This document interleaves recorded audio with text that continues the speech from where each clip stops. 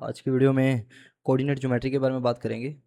इसकी इंट्रोडक्शन में मैं ये कहना चाहूँगा कि हम सभी को पता है कि एक नंबर लाइन जो होती है उस पे कैसे किसी पॉइंट को प्लॉट करना होता है। जैसे मैंने कहा कि 7, इसको इस नंबर लाइन पे अगर मैं प्लॉट करूँ तो यहाँ की 7 आ जाएगा।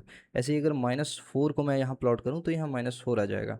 ठीक है, ऐसे ही मेरे पास एक ग्राफ रहता है। ठीक है, जो एक होती है एक्स एक्सिस और एक होती है वाई एक्सिस। एक होती है हॉरिजॉन्टल लाइन, एक होती है वर्टिकल लाइन। बेसिकली ये नंबर लाइन ही है। ठीक है, बस एक और एक्सिस हमने ऐड कर दिया है यहाँ पे। अगर जो भी पॉइंट प्लॉट करने की हम बात करते हैं वो किस फॉर्म में लिखते हैं हम लिखते हैं एक्स और वाई की फॉर्म में।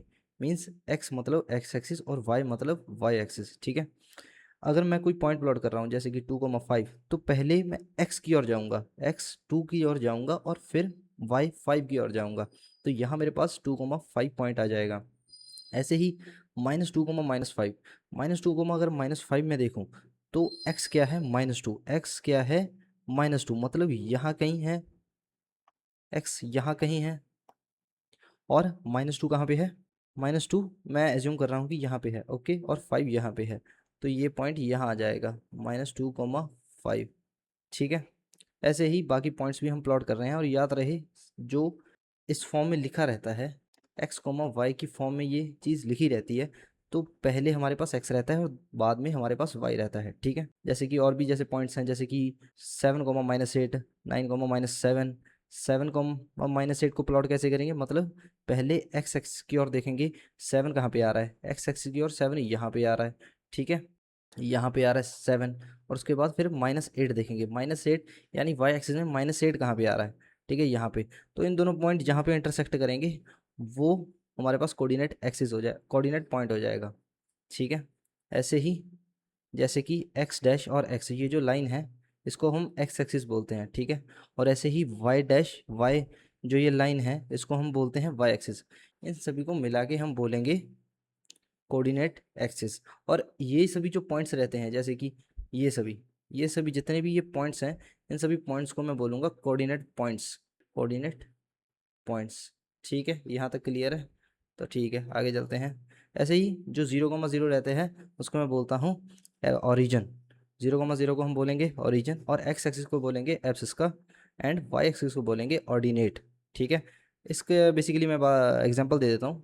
प्लॉट करना है, ठीक है, पॉइंट हुज एब्सिस का is 5 and ordinate is -7। Abscess का 5 मतलब एक्स एक्सिस उसका 5 है, ऑर्डिनेट -7 मतलब उसका जो वाई एक्सिस है वो -7 है।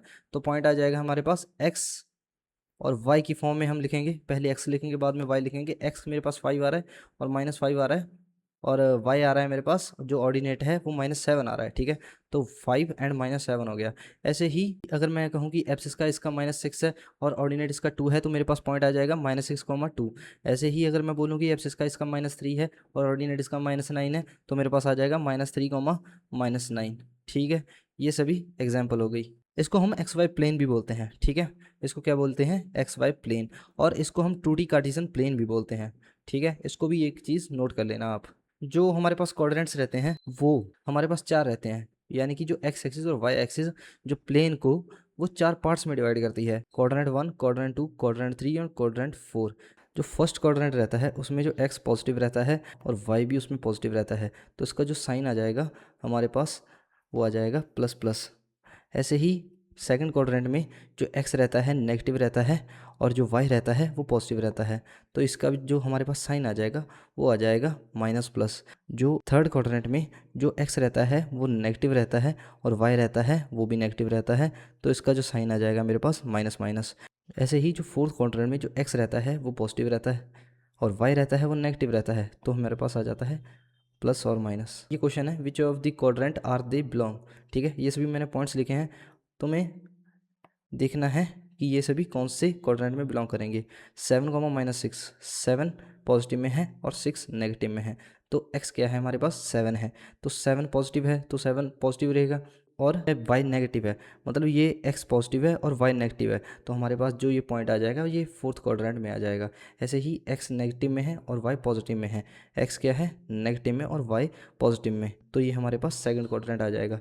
अभी एक्सरसाइज के क्वेश्चन है, आप एक बार ट्राई करना तीनों को। कुछ नहीं है, बस जो मैंने अभी पढ़ाया है उसी के रिलेटेड है।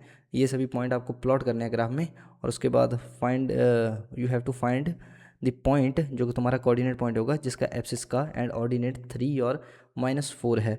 ठीक है, तो उस पॉइंट को पहले तो उस पॉइंट को तुम लिखोगे और उसके बाद उसको प्लॉट करोगे, and you have to tell that where quadrants they are belonged. ठीक है, थैंक यू।